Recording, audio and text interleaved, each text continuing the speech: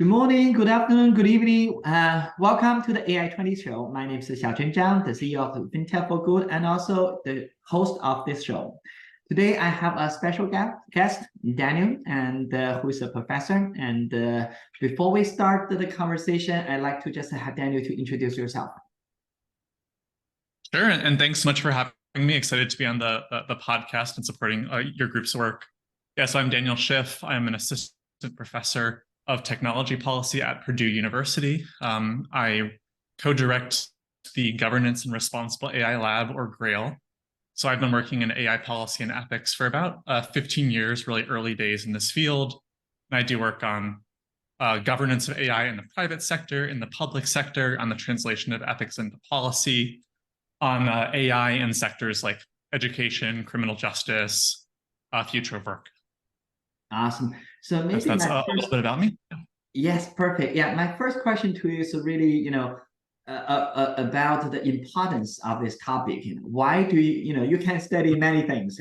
Why do you choose this topic, and why it is important for the society? Sure. Okay. So I chose this topic, kind of a while back before it was what you would say was an AI winter, an AI fall. Maybe it wasn't quite in the limelight the way it has been now and in the last 5 or 7 years. A couple of reasons. So one, I had this sense that I thought AI would be very impactful, right? We know this is a general purpose technology, which means it has broad application across many sectors.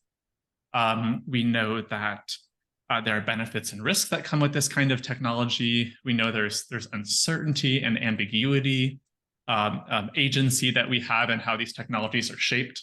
So I thought, oh, this is going to be a big deal. It's going to be one of these new technologies that has a transformative impact. And I was coming from a philosophy background. I was studying philosophy and robotics and intelligent systems at Princeton for my undergrad, and I did an undergrad honors thesis on the ethics of artificial intelligence. I thought, no, this is going to be valuable. And I translated that from ethics to what I see as applied ethics in some sense, which is public policy. That's how I moved into the policy space from kind of a philosophy background. And I would say the other thing that really caught my interest was the idea of intelligence, right? So not just this is a cool technology, but this is a technology that's reproducing or simulating or approximating or replacing some aspect of human intelligence. So in going back to the very early discussions of automata and robotics and cybernetics, we have this, this idea, this hope, this concern that what if these machines can think, or what if they can replace us, or what if they can be creative? So what's the role of our own creativity or agency? What does human identity and meaning look like in a world where whether we have strong AI or weak AI, it's just very transformative. So I think it was both kind of cool on its own basis, and it also had really interesting transformative impacts. And between those, it was, a really a great field for me to be in. Awesome. Yeah, this is just, we dive deep into your personal reason. And then, if we just take it at the societal level, that if the ethical piece, which are not being addressed properly in the AI, AI development and AI usage, what are the potential negative impact to the society? Yeah. Okay. So why is this important to society broadly? So maybe we can take a couple different social or policy sectors and think about this. So, prominently in the sort of mid 2010s, we had a most recent wave of discussion about labor disruption, right? So losing jobs, replacing jobs. Is it complementing? Is it substituting? Is it making jobs better or worse for different types of people, or people in different roles or with different levels of power? And how can we sort of shape this? And this discussion of automation has also gone back many decades in many waves, but this is something that we're all hearing now, if not in the last 6 or 7 years, that this could transform white-collar jobs, blue-collar jobs, so-called pink-collar jobs. So that's just one example of disrupting entire workforce. Same thing with our educational system. So this has been a big discussion at my institution, and most institutions I'm aware of are having some version of, are generative AI tools, for example, are they useful for building new skills for students? Or are they going to serve as crutches that replace students learning how to troubleshoot for themselves and learning how to do deep critical thinking. So we have massive disruptions to education. We have issues we've identified in the AI ethics discourse that are quite common, not universal necessarily, but issues of bias and discrimination and power, issues of transparency or access and remediation, issues of agency, accountability, consent. And these manifest in most policy sectors in different ways. So you could take education and talk about large language models trained on, let's say, Western data sets, or trained with certain types of learners in mind. If an ed tech company builds this model and then exports it to, say, a low-income country without strong educational infrastructure, is it going to serve those students well based on their learning needs or cultural biases? Will we implement these tools as quick fixes instead of actually building up the infrastructure from the ground up to have well-prepared and developed and supported teachers? So there's a whole, international network of systems that are going to shape how this plays out in education, in healthcare, in criminal justice, in trade, and international development. So many, many different ethical issues across all these spaces, but that's just a flavor of some of the ones that are, I think, quite important. Yeah, and when you just described, the potential impact, and then your background started making a lot more sense to me, and why do we need interdisciplinary experts into this space, right? And if you just look at all the sectors and also the issues around it, and then no matter you talk about the impact and also the potential solution, and even just to engage in this topic where that's you need, really philosophical debate. You need the policy making process. Then you also need the technology, and you need the industry process. Then everything are part of the whole thing, right? Yep. Right. Yep. Yeah. I think that's exactly right. So one of my great experiences, I did a master's in social policy, and I was already saying AI policy, also education policy, and I had colleagues, classmates who were health and immigration and criminal justice. And I worked for about 5 years in Philadelphia in the nonprofit K-12 education sector. So I'm working on education. But if I'm going into a Philadelphia classroom, I'm also dealing with food insecurity and housing and child welfare and immigration and language and technology. And so you learn very quickly that all of these policy issues are intersected. And I think you're absolutely right that we get into these conversations and we hear we need more interdisciplinary engagement. It's not just a kind of trite phrase. We have multiple levels of governance coming from ethics to systems to design processes to company management to societal values, and multiple layers of governance or safety that can be reinforcing or contradicting. So it's been very important for me to kind of foster that mindset and that breadth and to work with people across these spaces. But it's still an immense challenge to know, how much do you have to know about all these different fields or spaces? Or how do you speak to people with totally different languages to actually get this done well? Yeah, exactly. And I think just when we started to especially dive deep into the industry-specific AI or responsible AI related challenge, you can already see that many of the framework which are introduced to the market and which are highly technical. And does that really embrace the wealth and the complexity around the issue, and then how effective can those framework become if this is only just addressing one part of the whole puzzle.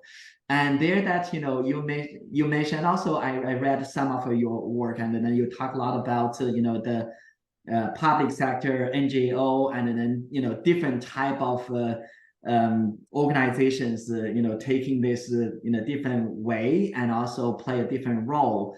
And then in general, that's when you just look at the AI related policy making, and then it is there's a broader process even beyond the policy making, that is the social, political, economic negotiation happen at a broader level, right? And see that's what can we agree as humans for what a machine can do to us, right?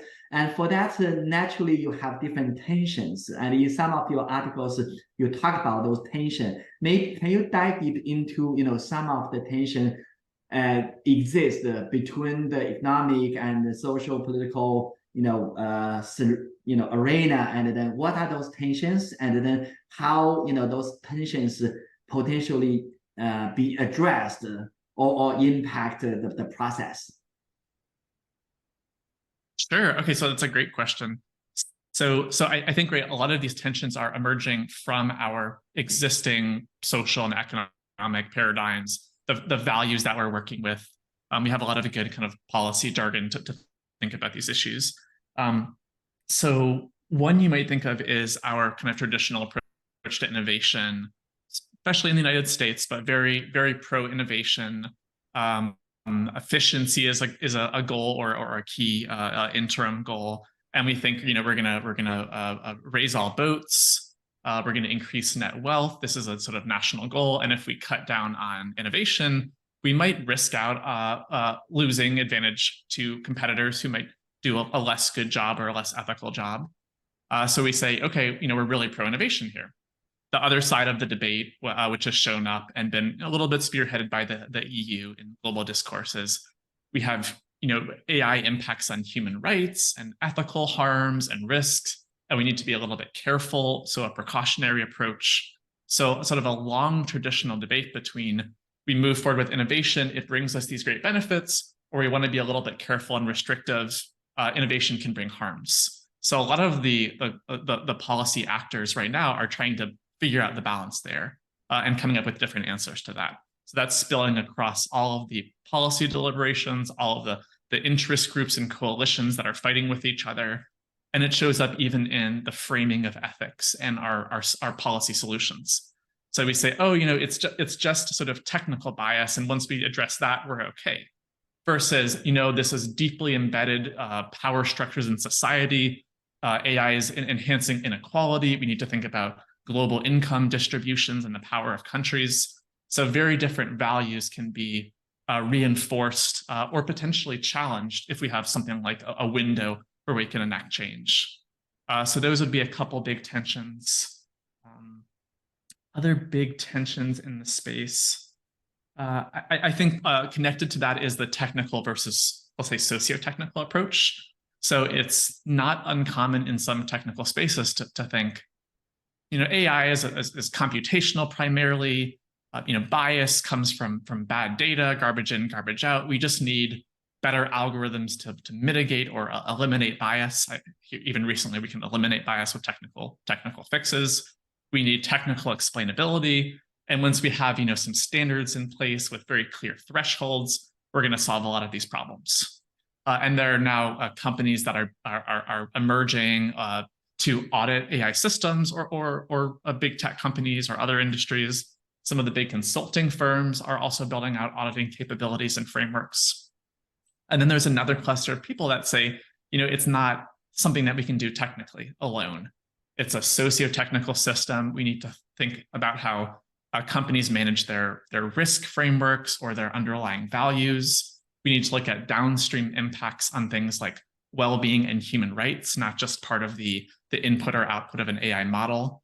So different frameworks that can go from a very technical approach to a sociological approach. So that's another tension that I think we see playing out in how we're developing regulation and policy solutions. So those are at least two big tensions, I think, shaping the discourse. Others, centralization versus decentralization, vertical versus horizontal regulation, cooperation versus competition, things like that. Awesome. Yeah, I think those frameworks will be very useful for many of us just to try to understand the issue. And one thing when you were talking, a question came to my mind is that below this broader, bigger, higher level of framework, and then I know that you also worked at a corporate level, right? How do those tensions impact the corporate level of strategy? And then if a company want to just really implement an AI system and responsibly. And there are uncertainty from the policy, from just but if a responsible company just want to do responsible work and consider all the tension that you have shared, do you think that then they as of now they can build some strategy, or at least there are some options, some consideration that you can share with them how they should think about this? A great question and a big question. So one part of the answer is that we still lack best practices. We lack consensus, and some of the issues we face are big structural issues that no one feels uniquely equipped to handle. So if you're talking about the privacy paradigm, where we're getting more and more data and we can re-identify data in subtle ways, and we're using biometrics and genetic data, we're getting more of this and using more of it. We're not really tackling these privacy and data right problems in a coherent fashion. So this is who addresses this. The world needs to address this big international regulation. So some things feel hard. They feel like reforming economic systems, reforming underlying values. It can be done. Other areas related to that, we also lack full best practices. So you want to make an AI system fair, right? Okay, is it fair to have a system that advantages big companies but not small companies, or that leads to one country having a lot of power and wealth and another country doesn't have that? Many things we develop, they still sort of permit disadvantages. So a company might be able to mitigate some type of demographic biases in its models, but if it wants to get into thinking about downstream impacts and feedback effects, understanding causation, these things are really hard to understand and model. And our standards and best practices are very far from doing this. So in terms of addressing many of the things that have been raised, we don't know how to do this yet. The same way we don't know how to say stop polarization or stop misinformation. Second important part is that doesn't mean that there's nothing we can do or that we're not making really good progress, right? So take something like misinformation, right? We have decreases in institutional trust. People don't know what is true or not. They may not have good ways to validate, but we have detection efforts. We have labeling. We have digital literacy efforts that can go through K through 12 and post-secondary. We have norms of leading institutions like media and government that can implement practices, take accountability, have reliable sources they use. So there's layers of different things that we can build into place. And I think this is true for many of the AI issues. We have things we're coming up with in bias and fairness that are helping. We have really good toolkits. We have progress, including recent progress on interpretability and explainability. We have growing best practices on privacy and data ownership. We have growing practices on environment and sustainability, socio-technical methods to look at well-being or human rights. So they're not perfect, but enough of this stuff has been identified, discussed, and put into frameworks or tools that a company that has some amount of resources and some amount of willpower, or not a company, any organization, can try to tackle these things and come up with a good first pass strategy, and then keep track and iterate that over time. Yeah, definitely. And some of this, I think also you have elaborate that in some of your research paper, talking about the gaps and all that. Of course, there are existing gaps, but it's not those gaps cannot be filled, and then there are many options for organization to take on and then to fill the gap, or at least to make progress. And I think those messages are really important. And one of your paper that you did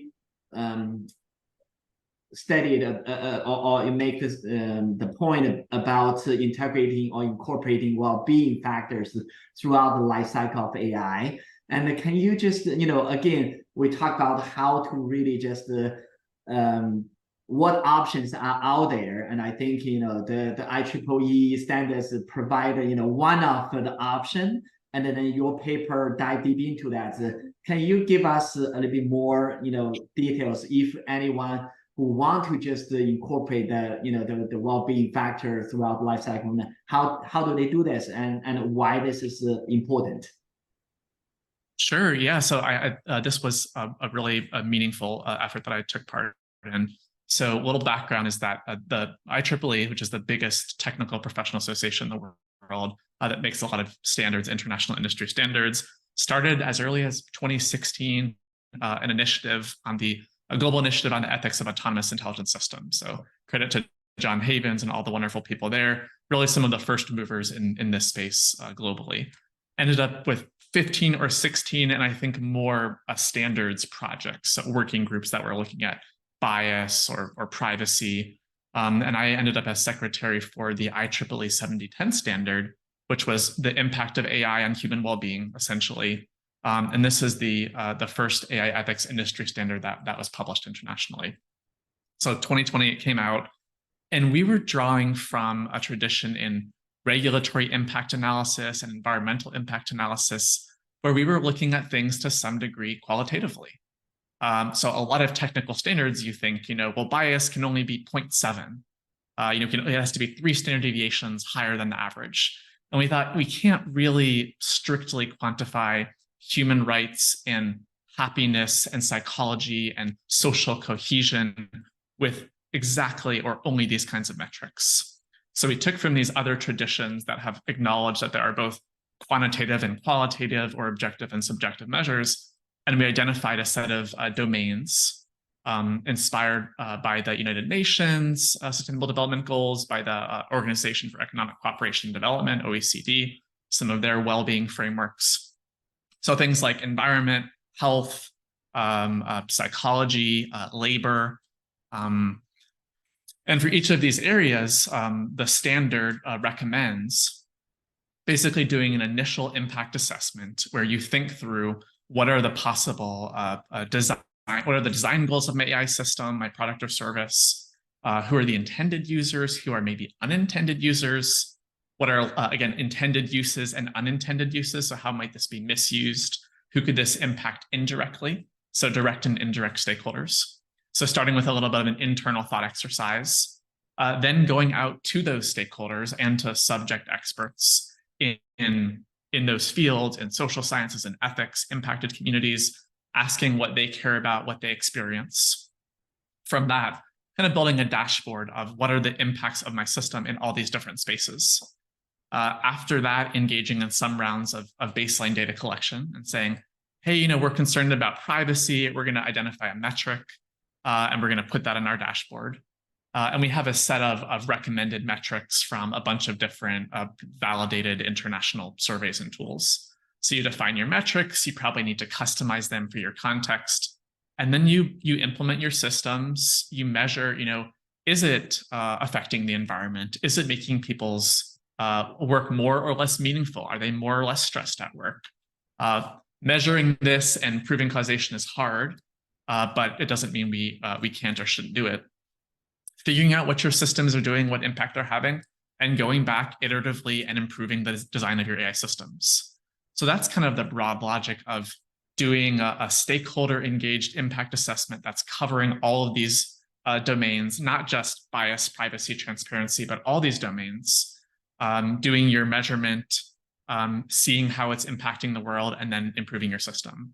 So that was the logic of this well-being work. It's inclusive of human rights. And I think some of the frameworks that have come out since then have embraced this kind of thinking. So the US NIST AI risk management framework is quite socio-technical. The White House AI Bill of Rights is quite socio-technical.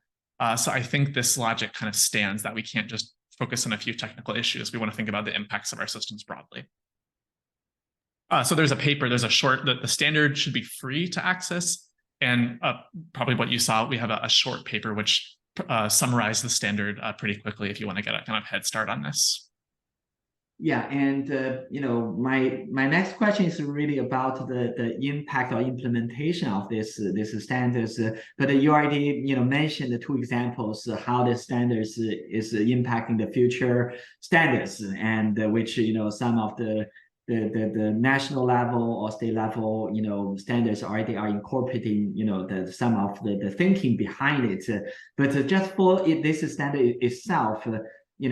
Are you tracking the implementation or adoption of standards at all or not? So I wish I could say that I was personally. I believe IEEE is. I think they have metrics on how many people paid for or download the standards. Maybe some indication of who's using them. So I'm aware of, let's say, independent consulting groups that offer to help people implement and evaluate them on this. IEEE has developed something called ECPACE, Ethical Certification Program for Autonomous Intelligence Systems. So they're now training auditors. So they have trainings you can participate in, and then you can go and audit companies. So they'll have metrics on the number of people they've trained, and those people will go out and do audits. This whole ecosystem is still building out because we don't really have those formal regulations in most cases and regions. But eventually, and relatively soon, we'll have the EU AI Act coming out. We'll have accreditation programs that are recognized by countries or states. And then people who have these kinds of certifications from IEEE or the Responsible AI Institute or For Humanity, these other kind of intermediary organizations, they'll be doing bunches of audits. So I think it was a few years since I heard the recent numbers on 7010. I know something like 90 had adopted it. I'm aware of, or at least accessed it. I'm aware of an academic project that was looking at the United States has these NSF AI institutes that are usually multi-university partnerships, and they had proposed to apply the 7010 standard to, I think, institutes focused on maybe adult education and maybe elderly care. I'm not totally sure on that. So yeah, some penetration in academia and research, some in future standards, but the ecosystem is still really, really building up. Got it. Yeah, my last question is really, go back to your role as an educator. And, when you just look at AI and naturally that it involve the engineering students.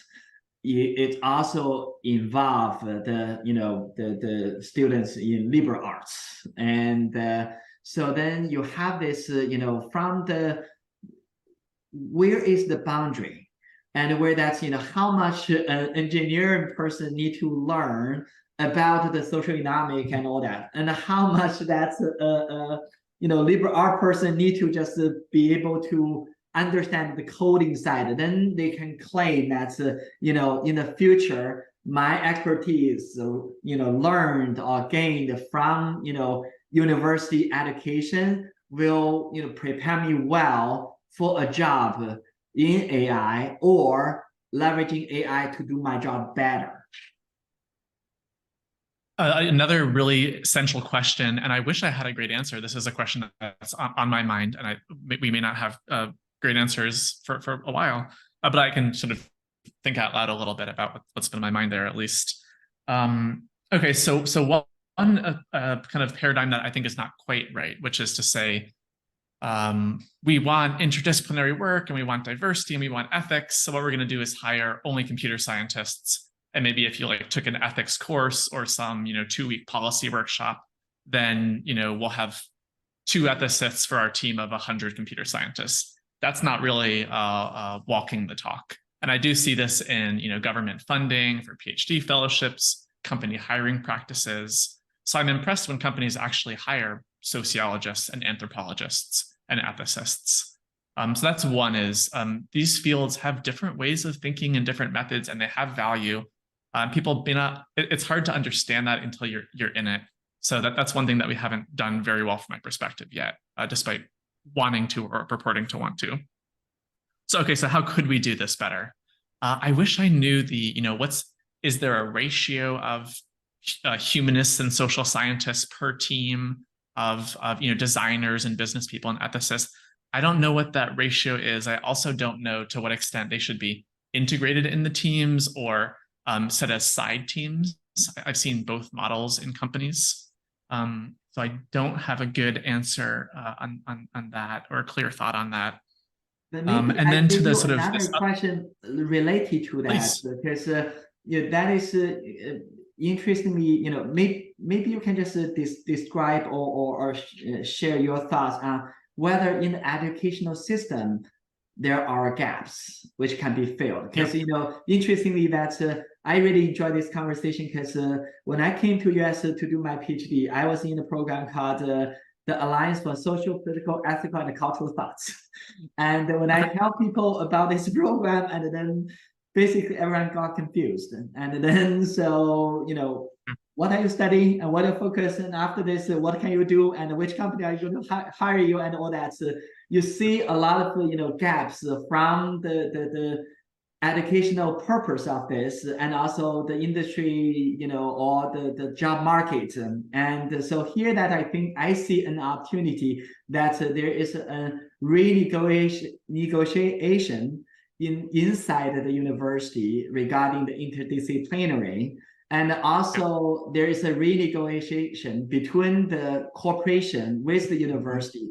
What type of talents a university can provide, and what kind of talent after university provide, and then the corporates will embrace this. So are there gap, and then are there work which are being done or planned to fill the gap? Yeah. Okay. So in this getting to this question of how much do social scientists need to take data science courses and how much do data scientists need to take ethics courses or whatnot. So I think one model of this right now is engineers, computer scientists take one ethics course. And this is engineering education has a longer tradition of studying ethics education. Computer science education is newer. AI ethics education, even newer. I'm working on a study, for example, looking at what are the competencies needed for AI ethicists. What do they need to take? What skills do they need for their jobs? So I think it's more than one course. One of the models is ethics across the curriculum or embedded ethics. So maybe a little bit of each course, but sometimes that's also a challenge because people don't know how to teach that well or how to make that cohesive. So a model that's on my mind is the dedicated ethics course plus the integrated ethics modules. So a little bit of both. I also think this should go beyond ethics, right? So philosophy that gets a lot of focus here, and maybe a sociologist can teach the course, but there's a lot of insight from policy perspectives, from sociology perspectives, from history. So I think we want an interdisciplinary approach with liberal arts and humanities, not just an ethics course. So that's one, I think, way to broaden the curriculum. So we're working on a couple master's programs, and students would have exposure to more than just kind of one perspective there. I think that's something, if you're doing a two-year master's program, one ethics course not enough. Maybe you want 3 or 4, maybe you want your capstone project to include that kind of impact assessment, that kind of ethical and policy focus, that kind of applied work, and that communication skills, right? 21st century skills. And then another model I'd say is something like team teaching. So the teachers, the faculty, they need to learn how to speak with each other and how to develop these courses together so they're doing it well. It doesn't have to be a whole course taught together, but universities or cross universities developing modules or plans that cut across a major. So it's cohesively planned and really designing that proactively rather than inserting a couple of things that are on people's minds. We've run a study on computer science faculty and what ethics courses they teach, what topics they cover, what topics they think they should cover. Do they think they're equipped to teach these courses, or what barriers do they face? So there's energy in thinking through this and addressing this, but it's also something that's going to require systematic effort from governments and accreditation organizations and researchers to figure out which of these models work and then to resource them and scale them. So promising stuff, but a lot of work to go also. Thank you. Yeah, I really love this conversation, and it just brought back a lot of very good memory I had at university, and also I'm very glad that an educator like you who is thinking about it, and then as what you said, there are work behind it. Of course, there's still more work need to be done, more people need to be brought into that, but at least it's very encouraging to hear from you that there are already plans and early thoughts and also existing programs which just go move toward that direction, and that itself is just very encouraging. Yeah, I think that's right. Yeah, there's, I mean, great conferences and journals and some universities that have these wonderful pilots, or they've even, created really good integrated ethics programs in their engineering programs. So the trick is, is sustaining, scaling, iterating. But yeah, I'm hopeful that, we're learning a lot and we have better ways of sharing information. So yeah, I agree. Optimism is a good place to be here. Awesome. So thank you very much for your time. And then this is, a great conversation. And I would love to have you back, after some time, and then we can continue this conversation. And you let us know what are the progress from the educational system, and then, how many new things that, that you're planning now and then becoming reality, and then, how many more that folks who really just, having both and then are brought to the market by your program and by, and I think all those are very exciting things, which, I'm looking forward to just follow you and follow your progress. It's my pleasure, and look forward to catching up on all the goings on in AI going forward. Awesome. Thank you. Thank you.